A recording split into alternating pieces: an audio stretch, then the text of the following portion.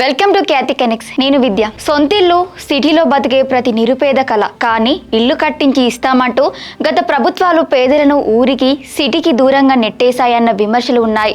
కానీ ఇప్పుడు రేవంత్ రెడ్డి సర్కార్ ఆ పాత పద్ధతికి ఫుల్ స్టాప్ పెట్టబోతుంది. పేదలకు నిర్మించి ఇచ్చే ఇందిరమ్మ ఇల్లు జనావాసాలకు దూరంగా కాకుండా సిటీ నడిబొడ్డునే ఉండాలంటూ ముఖ్యమంత్రి రేవంత్ రెడ్డి సంచలన నిర్ణయం తీసుకున్నారు. సిటీ పరిధిలోని ఇందిరమ్మ ఇండ్లపై ఉన్నతాధికారులతో నిర్వహించిన మెగా రివ్యూ మీటింగ్ లో సీఎం రేవంత్ రెడ్డి అధికారులకు పక్కా దిశానిర్దేశం చేశారు. ఔటర్ రింగ్ రోడ్డు లోపల వివిధ శాఖలకు సంబంధించి ఖాళీగా పడి ఉన్న నిరుపయోగ స్థలాలను వెంటనే గుర్తించాలని కుండబద్దలు కొట్టారు. అసలు సిటీకి దూరంగా పేదలకు ఇండ్లు ఇస్తే వచ్చే నష్టమేంటి, తొలి విడతలో ఎన్ని వేల ఇండ్లు కట్టబోతున్నారు, లబ్ధిదారులకు కాంగ్రెస్ ప్రభుత్వం ఇవ్వబోతున్న ఆ బంపర్ ఆఫర్ ఏంటి అనేది వాళ్ళ పాయింట్ ఆఫ్ వ్యూలో చూద్దాం.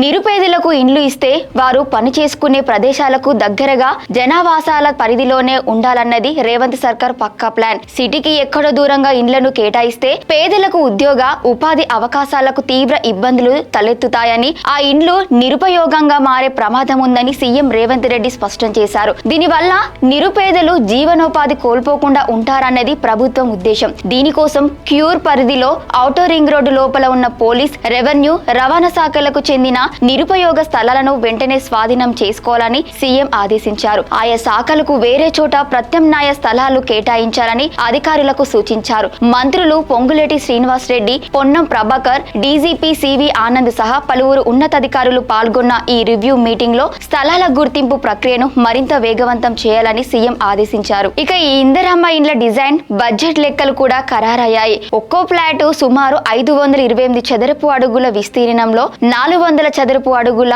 కార్పొరేట్ ఏరియాతో సర్వాంగ సుందరంగా నిర్మించనున్నారు. నిర్మాణానికి 11 లక్షల రూపాయలు ఖర్చవుతుండగా ఇందులో ప్రభుత్వం ఏకంగా 5 లక్షల రూపాయలను భారీ సబ్సిడీగా అందిస్తోంది. మిగిలిన 6 లక్షల లబ్ధిదారులు చెల్లించాల్సి ఉంటుంది. ఇక సిటీలో అత్యంత ఖరీదైన ల్యాండ్ కాస్ట్ ను పూర్తిగా ప్రభుత్వమే భరించడం విశేషం. తొలి దశలో భాగంగా 17 నియోజకవర్గాలను సర్కార్ టార్గెట్ చేసింది. రాజేంద్ర నగర్, మహేశ్వరం, శేర్లింగంపల్లి, కూకట్పల్లి, ఖైరతాబాద్, జూబ్లీహిల్స్ సహా మొత్తం 17 నియోజకవర్గాల్లో ఏకంగా 7,680 ఫ్లాట్లను నిర్మించేందుకు ప్రణాళికలు సిద్ధం చేసింది. ఈ నియోజకవర్గాల్లో ఖాళీ స్థలాల గుర్తింపు పూర్తవగానే వెంటనే ఇందిరమ్మ ఇండ్ల పనులు పరుగులు పెట్టనున్నాయి. ఇది క్యూర్ పరిధిలో ఇందిరమ్మ ఇండ్ల కోసం రేవంత్ సర్కార్ వేసిన మాస్టర్ బ్లూ ప్రింట్.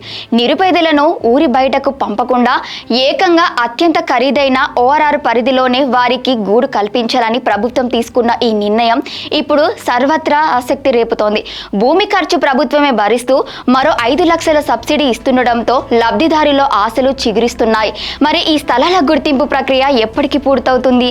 పేదల సొంతింటి కల రేవంత్ సర్కార్ హయాంలో ఎంత వేగంగా సాకారం కాబోతుందన్నది వేచి చూడాలి.